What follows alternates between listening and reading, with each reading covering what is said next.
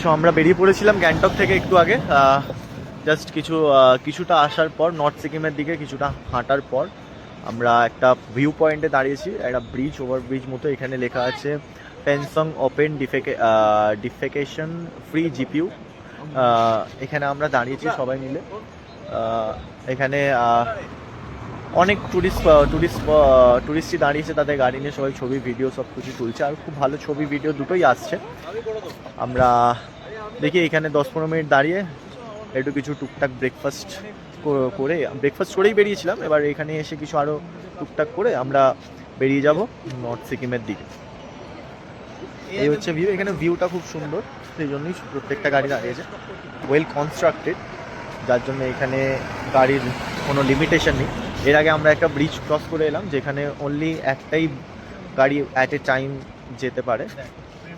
তো এখানে একটা ভালো ট্যুরিস্ট স্পট ক্রিয়েট করা হয়েছে। এনভায়রনমেন্টটাও খুব সুন্দর, আবহাওয়াও ঠিকঠাক, ঠান্ডা তুলনামূলক ঠিকঠাক, সেরকম খুব বেশিও বলবো না, খুব কমও বলবো না, ভালো লাগছে।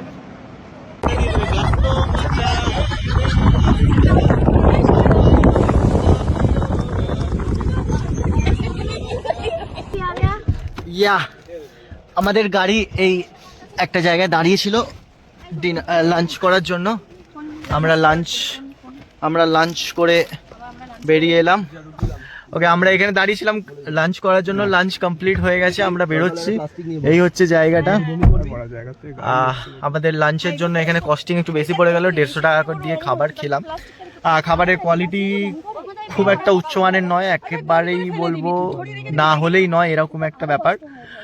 সো খাওয়া দাওয়া হয়েছে, এবার যাই এগোই, গাড়িতে উঠে পড়েছি আমরা এবার এগোবো সামনের দিকে। যাই, সামনে যে ভিউ পয়েন্টগুলো আছে সেগুলোতে দাঁড়াতে যাবো আস্তে আস্তে। তাড়াতাড়ি খাওয়াটা হয়ে গেছে, লাঞ্চটা আমাদের একটু তাড়াতাড়ি হয়ে গেছে, খিদে সেরকম ছিল না, তাই অল্প করেই খেয়েছি।